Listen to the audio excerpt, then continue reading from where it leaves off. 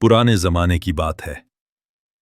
एक छोटे से कस्बे में रेहान नाम का एक नौजवान रहता था। वो मेहनती, नेक दिल और लोगों की मदद करने वाला था। उसके वालिद का इंतकाल बचपन में हो गया था और वो अपनी माँ के साथ गरीबी में जिंदगी गुजार रहा था। दिन भर लकड़ियां काटता, बाजार में बेचता और अपनी माँ के लिए 2 वक्त का खाना लाता। रेहान का एक ख्वाब था। वो चाहता था कि एक दिन वो अपनी माँ के लिए एक छोटा सा घर बना सके ताकि उसे जिंदगी के आखिरी दिनों में सुकून मिले। एक दिन जब वो जंगल में लकड़ियां काट रहा था, उसने देखा कि एक बूढ़ी औरत रास्ते के किनारे बैठी रो रही है। उसके पास फटे कपड़े थे, हाथों में छाले और आंखों से बेबसी झलक रही थी।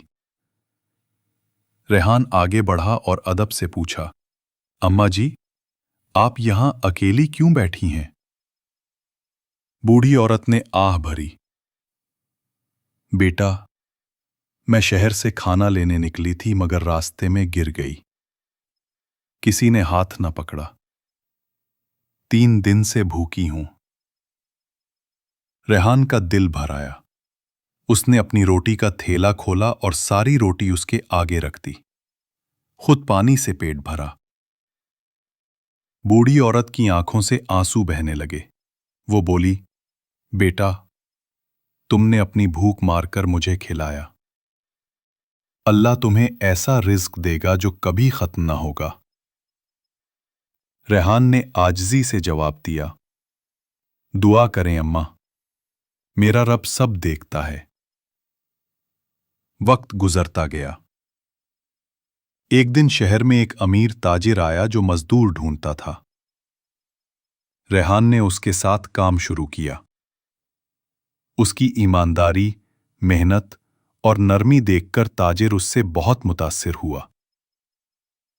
चंद महीनों बाद ताजिर ने रेहान को अपना शरीके कार बना लिया। रेहान ने कारोबार में ईमानदारी से काम किया। नाप तोल में कभी धोखा नहीं दिया। नफा बढ़ने लगा। रेहान ने सबसे पहला काम ये किया कि अपनी माँ के लिए वो छोटा सा घर बना दिया जिसका ख्वाब वो बरसों से देख रहा था। एक दिन वही बूढ़ी औरत अचानक उसके दरवाजे पर आ गई। चेहरा पहचाना नहीं जा रहा था। अब वो सेहतमंद और परसुकून थी। उसने कहा, बेटा, मैं वही हूं जिसे तुमने भूख में रोटी दी थी। मैं अब दुआ मांगने नहीं, दुआ पूरी होने का पैगाम देने आई हूं। रेहान हैरान रह गया। औरत ने मुस्कुराकर कहा, अल्लाह ने तेरे एक नेक अमल के बदले तुझे इज्जत, दौलत और सुकून दिया है। याद रख, तभी किसी भूखे को खाली हाथ न लौटाना। रेहान ने आंखों में आंसू लिए जवाब दिया, अम्मा, आपकी दुआ ने मेरी तकदीर बदल दी। गांव के लोग अक्सर कहते थे, नेकी कभी जाया नहीं जाती और एक सच्ची दुआ तकदीर का रुख बदल देती है।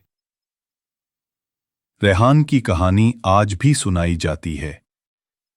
नेकी, दुआ और खुलूस की ताकत के तौर पर।